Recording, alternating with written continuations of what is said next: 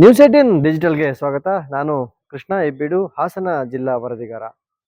ಮಾಜಿ ಸಚಿವ ಎಚ್.ಡಿ. ರೇವಣ್ಣ ಕುಟುಂಬಕ್ಕೆ ಸಂಕಷ್ಟ ತಪ್ತಾ ಇಲ್ಲ. ಹೈಕೋರ್ಟ್ನಲ್ಲಿ ರಿಲೀಫ್ ಸಿಕ್ಕಿದೆ ಎಂಬಂತಹ ನಿರ್ಭೀತಿಯಿಂದ ಇದ್ದಂತಹ ರೇವಣ್ಣ ಕುಟುಂಬಕ್ಕೆ ಈಗ ಸುಪ್ರೀಂ ಕೋರ್ಟ್ ಮತ್ತೊಮ್ಮೆ ನೋಟಿಸ್ ಅನ್ನು ನೀಡಿದೆ.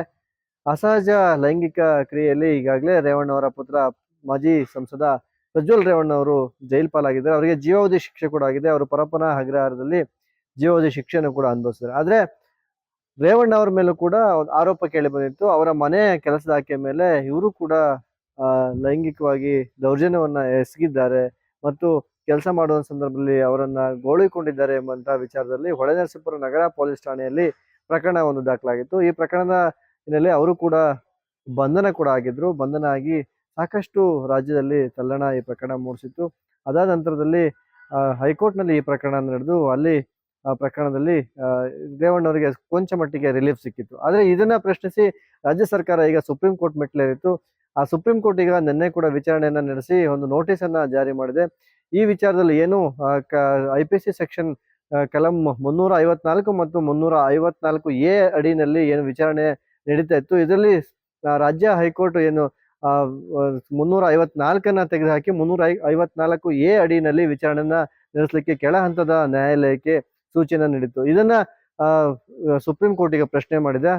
ರಾಜ್ಯ ಹೈಕೋರ್ಟ್ ಮಾಡಿರ್ತಕ್ಕಂಥ ವಿಚಾರಣೆಯಲ್ಲಿ ಇದು ಸಮಂಜಸವಾಗಿಲ್ಲ, ಇದನ್ನ ಯಾವ ಕಾರಣಕ್ಕೋಸ್ಕರವಾಗಿ ತೆಗೆದುಹಾಕುದ್ರು ಎಂಬಂತದ ವಿಚಾರವನ್ನ ಪ್ರಶ್ನೆಯನ್ನು ಕೂಡ ಸುಪ್ರೀಂ ಕೋರ್ಟ್ ಮಾಡಿರ್ತಕ್ಕಂಥದ್ದು.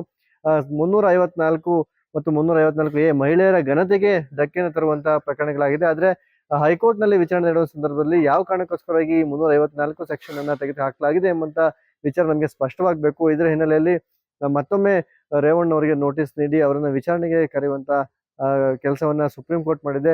ಇದರಿಂದಾಗಿ ರೇವಣ್ಣ ಅವರಿಗೆ ಮತ್ತೆ ಸಂಕಷ್ಟದಿಂದ ಪಾರಾದೆ ಎಂಬಂತ ರೀತಿಯಲ್ಲಿ ಇದ್ದಂತಹ ರೇವಣ್ಣ ಅವರಿಗೆ ಮತ್ತಷ್ಟು ಸಂಕಷ್ಟ ಎದುರಾಗುವಂತ ಭೀತಿ ಕಾಡ್ತದೆ. ಸಾಮಾನ್ಯವಾಗಿ ಸುಪ್ರೀಂ ಕೋರ್ಟ್ ನಲ್ಲಿ ಒಂದು ಕೇಸ್ ಅಡ್ಮಿಟ್ ಆಗೋದೇ ಕಷ್ಟ. ಅಡ್ಮಿಟ್ ಆದ ನಂತರದಲ್ಲಿ ವಿಚಾರಣೆ ಹಂತದಲ್ಲಿ ನೋಟಿಸ್ ಸಿಕ್ಕಿದೆ ಅಂತ ಹೇಳಿದ್ರೆ ಕೆಲವು ರಾಜಕಾರಣಿಗಳಿಗೆ ಇದರಿಂದಾಗಿ ಆತಂಕ ಸೃಷ್ಟಿಯಾಗುತ್ತೆ. ಅದೇ ರೀತಿಯಲ್ಲಿ ರೇವಣ್ಣ ಅವ್ರಿಗೂ ಕೂಡ ಈ ವಿಚಾರದಲ್ಲಿ ಮತ್ತೊಮ್ಮೆ ಈಗ ಆತಂಕ ಶುರುವಾಗಿರ್ತಕ್ಕಂಥದ್ದು. ಈಗಾಗಲೇ ಪ್ರಜ್ವಲ್ ರೇವಣ್ಣ ಅವರಿಗೆ ಒಂದ್ ಕಡೆ ಶಿಕ್ಷೆ ಆಗಿದೆ. ರೇವಣ್ಣ ಅವರು ಈಗಾಗಲೇ ಜೈಲಿಗೆ ಹೋಗಿ ಬಂದು ಈಗ ರಾಜ್ಯ ಹೈಕೋರ್ಟ್ ಇಂದ ರಿಲೀಫ್ ಅನ್ನು ಪಡೆದುಕೊಂಡು ಹೊರಗಡೆ ಇದ್ದಾರೆ. ಆದ್ರೆ ಈಗ ಮತ್ತೊಮ್ಮೆ ರಾಜ್ಯ ಸರ್ಕಾರದ ಮನವಿಯ ಮೇರೆಗೆ ಸುಪ್ರೀಂ ಕೋರ್ಟ್ ನಲ್ಲಿ ಈಗ ಈ ಪ್ರಶ್ನೆಯನ್ನ ಮಾಡಲಾಗಿತ್ತು. ಇದಕ್ಕೆ ಸಂಬಂಧಪಟ್ಟಂಗೆ ಈಗ ರೇವಣ್ಣ ಅವರಿಗೆ ನೋಟಿಸ್ ಅನ್ನ ಸುಪ್ರೀಂ ಕೋರ್ಟ್ ಕೊಟ್ಟಿದೆ.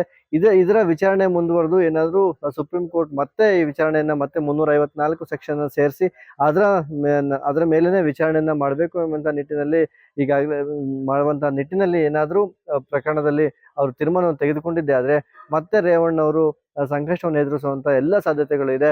ಈಗ ಇದಕ್ಕೆ ನೋಟಿಸ್ಗೆ ಯಾವ ರೀತಿಯಾಗಿ ಉತ್ತರವನ್ನ ಕೊಡ್ತಾರೆ ಮತ್ತು ಸುಪ್ರೀಂ ಕೋರ್ಟ್ ನಲ್ಲಿ ಯಾವ ವಕೀಲರ ಮೂಲಕವಾಗಿ ಅವರು ಉತ್ತರವನ್ನ ಕೊಡಬೇಕು, ಎಲ್ಲ ರೀತಿಯಾದಂತಹ ಯೋಜನೆಗಳನ್ನ ರೂಪಿಸ್ಕೊಳ್ತಿರ್ತಾರೆ. ಆದ್ರೆ ರಾಜಕಾರಣಿಗಳಿಗೆ ಒಂದ್ ಕಡೆ ಈ ರೀತಿಯಾದಂತಹ ಪ್ರಕರಣಗಳು ಹೊಸದೇನಲ್ಲ. ಆದ್ರೂ ಕೂಡ ಸುಪ್ರೀಂ ಕೋರ್ಟ್ ನಲ್ಲಿ ಈ ರೀತಿಯಾದ ಪ್ರಶ್ನೆಗಳು ಬಂದಾಗ ಸಾಮಾನ್ಯವಾಗಿ ಅವರಿಗೆ ರಾಜಕೀಯಕ್ಕೆ ಕುತ್ತಾಗೋದಾಗಿರ್ಬೋದು ಮತ್ತು ಮುಂದಿನ ನಡೆಗೆ ಮತ್ತು ಅವರ ಮಗಂಗೆ ಒಂದ್ ಕಡೆ ಶಿಕ್ಷೆ ಆಗಿದೆ, ಇವರು ಕೂಡ ಎಲ್ಲರೂ ಶಿಕ್ಷೆ ಆಗುವಂತ ಆತಂಕವನ್ನ ಈಗ ಅವರು ವ್ಯಕ್ತಪಡಿಸಲೇಬೇಕಾಗುತ್ತೆ. ಅದರಿಂದಾಗಿ ಮುಂದಿನ ಕಾನೂನು ಹೋರಾಟಗಳು ಯಾವ ರೀತಿ ಮಾಡ್ತಾರೆ ಮತ್ತು ಆ ಸುಪ್ರೀಂ ಕೋರ್ಟ್ ನಲ್ಲಿ ಯಾವ ರೀತಿ ವಿಚಾರಣೆ ನಡೆಯುತ್ತೆ ಎಂಬಂಥದ್ದು ಈಗ ಹಾಸನ ಜಿಲ್ಲೆ ಮಾತ್ರವಲ್ಲ ಇಡೀ ರಾಜ್ಯದ ಜನರಲ್ಲೂ ಕೂಡ ಮೂಡ್ತಿರ್ತಕ್ಕಂತಹ ಕುತೂಹಲ ಆಗಿದೆ. ನಿರ್ಭೀತ, ನಿಷ್ಪಕ್ಷಪಾತ, ವಿಶ್ವಾಸಾರ್ಹ ಸುದ್ದಿಗಳಿಗೆ ಹೆಸರಾಗಿರುವ News 18 ಕನ್ನಡ ಈಗ ಆಪ್ನಲ್ಲೂ ಲಭ್ಯವಿದೆ. ದಯವಿಟ್ಟು ಇಲ್ಲಿರುವ QR ಕೋಡ್ನ ಸ್ಕ್ಯಾನ್ ಮಾಡಿಕೊಂಡು ಆಪ್ ಡೌನ್ಲೋಡ್ ಮಾಡೋದಕ್ಕೆ ಮರಿಬೇಡಿ. ನಿಮ್ಮ ಬೆಂಬಲ ಹೀಗೆ ಸದಾ ನಮ್ಮೊಂದಿಗಿರಲಿ. ಧನ್ಯವಾದ.